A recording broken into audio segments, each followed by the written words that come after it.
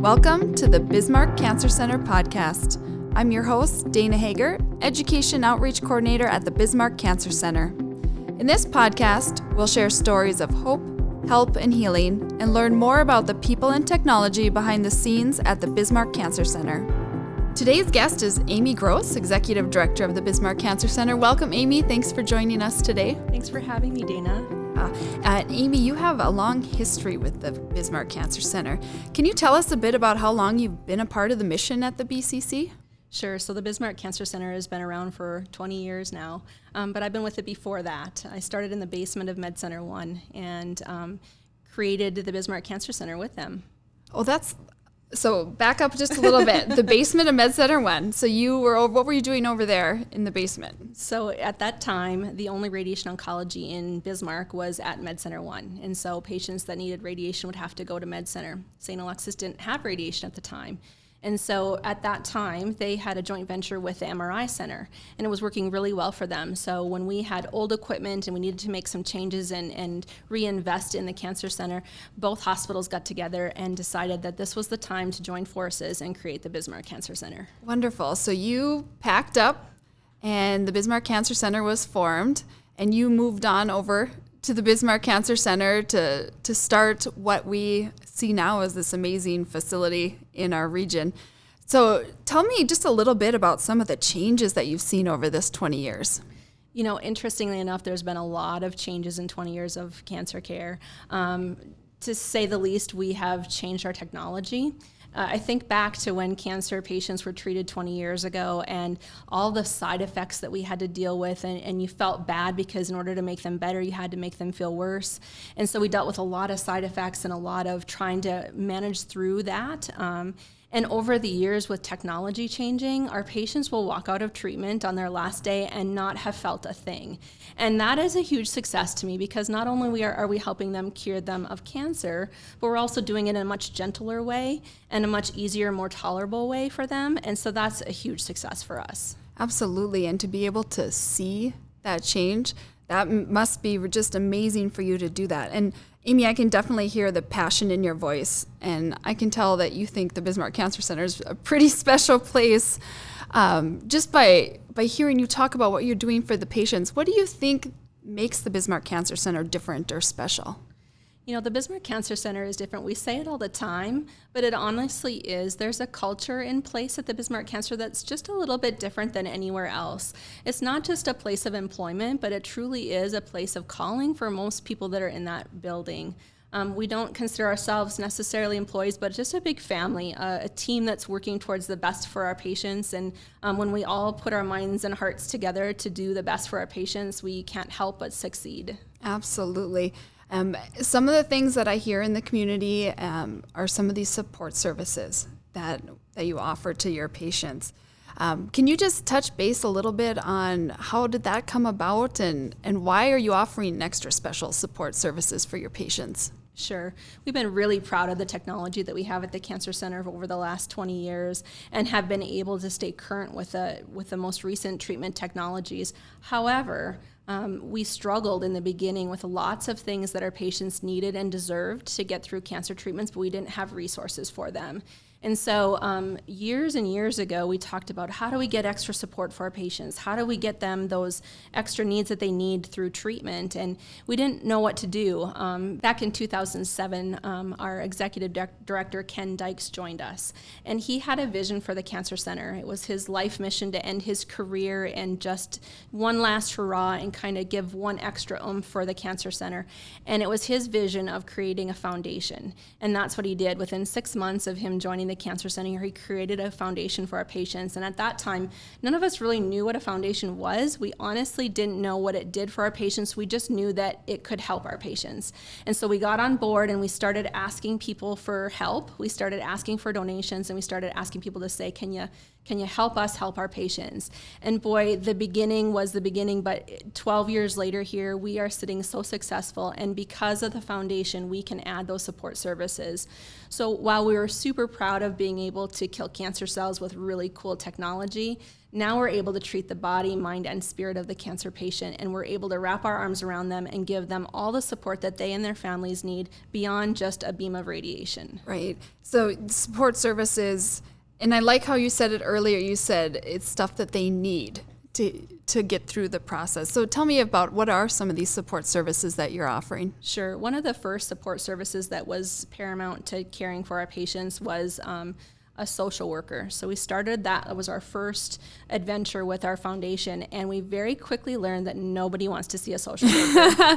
You're in North Dakota too. I think that makes a difference too. Very true. So we quickly changed our program. It's called the REACH program, and it really is about education and research and advocacy and care and hope for our patients. And so this program is a social worker who meets with our patients, but ultimately she's just an advocate for our patients. And so if there's any needs that they have outside of just cancer treatments, whether it's in the home or with their job or whether it's financial support, housing during treatment, whatever it is, she just reaches out to them and makes sure that all of those needs are being met. And if they're not, let's figure out a way to meet those. Sure, just being there to watch over them and be an extra hand. Absolutely. So kind of that cheerleader for our patients. Well, we could all use one of those, Absolutely. That's for sure.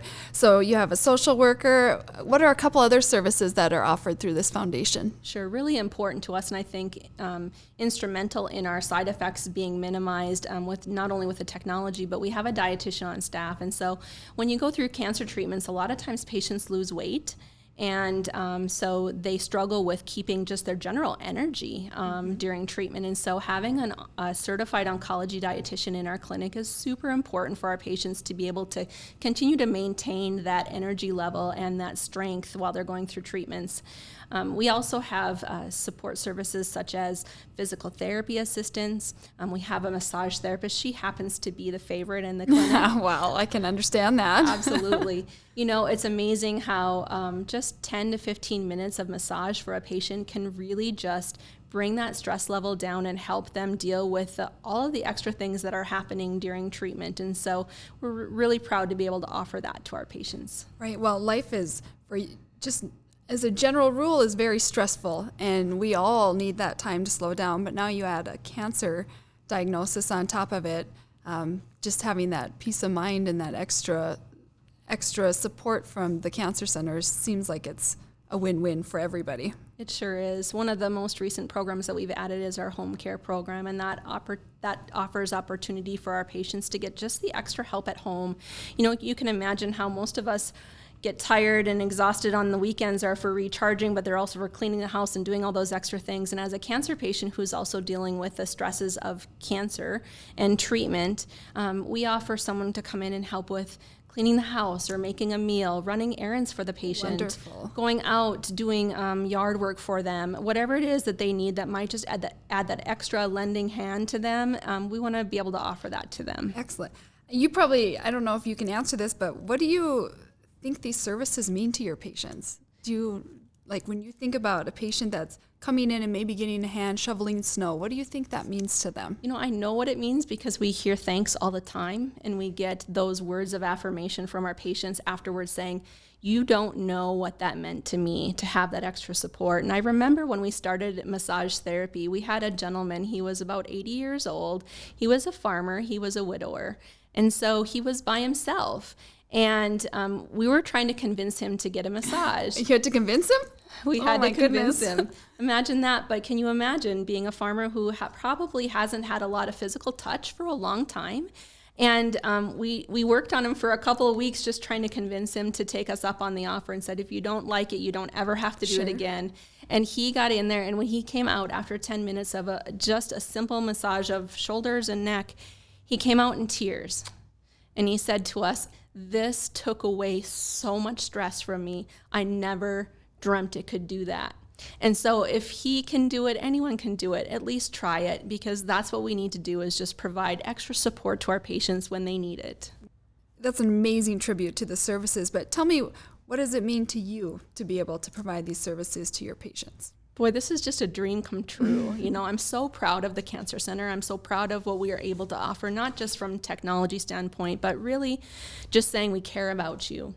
We know nobody wants to walk through our doors. Who wants to walk through a door that has that constant reminder, I'm going into a cancer treatment center? So once you get in, we want to make sure that they're cared for and they're part of a family. And we don't want them leaving without feeling like they have just created a new family with us. And so I'm just so proud of the people that are in the building, the services that they offer, and quite honestly, just that they are extended family to the people that have to come through our doors. Oh, Amy, and I'll brag about you just a little bit, but your cancer center, and just listening to you talk about it, is just an amazing facility for our region. You serve a pretty big area, correct? Yeah, we service a 250-mile radius, so we see people from really all over North Dakota into South Dakota as well as Montana, and so people have to travel a long ways for treatment. Most of the time our treatments are anywhere from 1 week of treatment up to 5-6 weeks of treatment, and so people that have to drive back and forth have a long ways to go, and they come every single day. The treatments don't last long. They're usually a 15-minute appointment, and so can you imagine driving from the western part of the state all the way to Bismarck every day? And that's one of the things that our foundation can do to support them as well, is we have gas cards that can help fill their tank. We've got apartments that patients can stay at as well. So if they're they don't have the ability to drive back and forth, they can stay real close to the Bismarck Cancer Center. And we all know that when you're surrounded by family and you're close to home, healing happens much better and much easier. And so that's our goal, is to help them through that process and make it easier for them. So patients that are living, let's say you're way down in the southwest part of the state, you have an apartment for them. Can they bring their spouse? How does that work to come and stay? Absolutely. In fact, we encourage them to bring family with them if they'd like. Yes, they can stay in a fully furnished apartment. Those apartments rent to them for $15 a day. 15? 15. Oh my, okay. And if they can't afford that, then our foundation will support them as well. Excellent. We don't want there to be a barrier to cancer care. And so we try to break all of those barriers down. So they come and they stay in your apartments, and whether it's 4 weeks, 5 weeks, however long it is, they're able to stay in your apartments and receive care. Yes, they are. And most of the apartments that we have are close walking distance to the cancer center. And so for those that aren't used to traveling in a big city, it can really make a difference. And so they can just walk down to their treatments and walk back. And in those apartment complexes, they're surrounded with other cancer patients too. And so people develop bonds and relationships, friendships that last lifetimes. Oh, that's excellent. Yeah, you talk about big city. People who live in Bismarck maybe don't think of Bismarck as a big city, but I'm from a small town. Me too. There's no stoplights, and it can be quite intimidating to come to Bismarck, and the cancer center is located downtown, and to have to navigate that every day on top of the stress that they're going through. That walking distance is a great thing for the patients. That's wonderful. Absolutely. So tell me what you think the future of Bismarck Cancer Center looks like in your mind. Well, by no means do I ever want to fall behind on technology, because technology changes lives. And so I feel like we're going to always be on that cutting edge. I don't want people to feel like they have to go a long ways away for excellent cancer care. This is a destination cancer center. We are very proud of the services we offer, and will continue to be as we grow over the next 20 years. But I think there's opportunities for us to continue to support patients and their families. I think what's really important is that we're learning that cancer patients are living much longer lives. And so as they move into survivorship, there's a whole bunch of new things that come with survivorship. Patients are living longer. So as we live longer, there are side effects to cancer treatments long-term. And so treating those long-term cancer side effects, treating the families, helping them get through things, and then being there for them, even 5 years, 10 years down the road, if they might be struggling. We know that when cancer treatments are done, that's not the end of it. There's checkups, there's exams, there's doctor's appointments. All of that brings additional stress and anxiety to people, worrying about recurrences, worrying about what's next. And so we want to make sure that we don't just send them out the door and say goodbye, good luck. We want to say we're here for you. No matter what, we're here for you. Well, it's a bright future that looks like a wonderful way to look towards the next 5, 10, 15, 20 years. And just knowing that there'll be a facility here to serve the people in the region, their families and loved ones. Cancer seems to be something that touches everybody. and it's one of those things that you can't get away from. So knowing there's a facility this close is a blessing, I'm sure, to everybody who walked through the doors. And for people who maybe want to help or are called to do something to help with these services, what can they do, or how can people get in touch? Sure, there's lots of ways to help the patients at the Cancer Center. Our community has been so supportive. And so while the Bismarck Cancer Center Foundation has a handful of events ourselves that we put on, there are a lot of events that happen throughout the year that are community supported, meaning someone in the community has felt a calling to want to help our patients. And so they've put on events. We have so many different events, something for everyone really. And so you can help by participating in the event, be a participant. A lot of the events have silent auctions to help raise funds, and so making donations to the silent auction. We are always looking for sponsor support, and so whether you're a business or an individual that wants to support it through sponsorships, you can reach out in that way. There's also just our online giving opportunities, and we have a monthly giving campaign called the Circle of Hope, and that's where you can just make that donation monthly, and that's a true ongoing giving support that makes such a difference in the lives of our cancer patients. And one of the things that I'm so proud of is we don't have any employees, and so our volunteers are our staff, our community members, our foundation advisory board, people that just feel a calling to want to help. And so if you want to help, be a volunteer, make your monthly donation, give during the annual giving times, or just simply reach out and say, how can I help? We have volunteer opportunities at the Cancer Center if you'd like to spend time with our patients and visiting with them. We've got lots of different activities for those volunteers to help with from the event side of things. So there's lots of ways to get involved and lots of ways to help. The other thing that I'm most proud of too is that the foundation right now, with no employees, puts all of the funds back to our patients. And so 97 cents of every dollar goes back to our patients. And so we're really proud of that, being able to support them with all of the funds that come through our foundation. That's really a key thing too when you hear people wanting to give or donate. They want it to go to the patients. And 97 cents of every dollar, that's amazing, and that's kind of unheard of.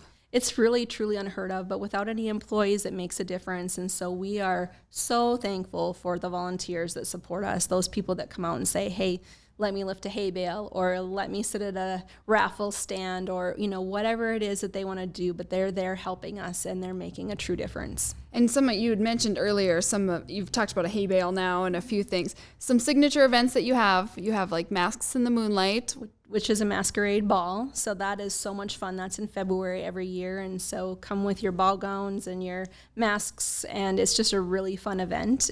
Dancing and live music. There's not a lot of places you can get live music nowadays. So just a really fun evening. But kind of contrary to that, we've got Apple Fest, which is a family fun event out at Buckstop Junction, just east of town, and that has the festival atmosphere in the fall in September, and there's hay rides, and there's carnival games for kids, and there's the old buildings that you can go through, lots of food vendors and craft vendors. And that's been going on a long time. It has been going on since the beginning of the foundation. Oh, so that was one of your first. That was one of our first events to start raising money, and here it is, all these years later, right, still going strong. For sure. So wonderful events, great things that you're doing. If you want to support the Bismarck Cancer Center Foundation, you can connect with the Cancer Center or go to the bismarckcancercenter.com to find out more information. Is there anything else you want to share with us? We are so blessed to have the staff that we have, the physicians that we have, the talent. They're not just good human beings, they're super smart people who take care of patients with cancer. And we're just very fortunate to have them. Yes, excellent. And the people listening and everyone that has loved ones that come to the Cancer Center know that they're in good hands and they're being well taken care of. Not only technology and the best cancer care, but these wraparound services that are providing so much more to patients than just basic cancer care. Proud of you for the foundation that you have and what you're doing, and I look forward to the future of the Bismarck Cancer Center and what it has to hold. So thank you so much for taking the time to join us today. Thanks for having me, Dana. It was a pleasure being here. We appreciate you, Amy.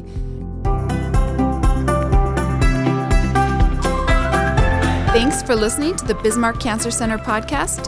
Subscribe to hear new episodes anywhere podcasts are found, and connect with us on Facebook, Twitter or bismarckcancercenter.com. We'll talk again next time on the Bismarck Cancer Center podcast.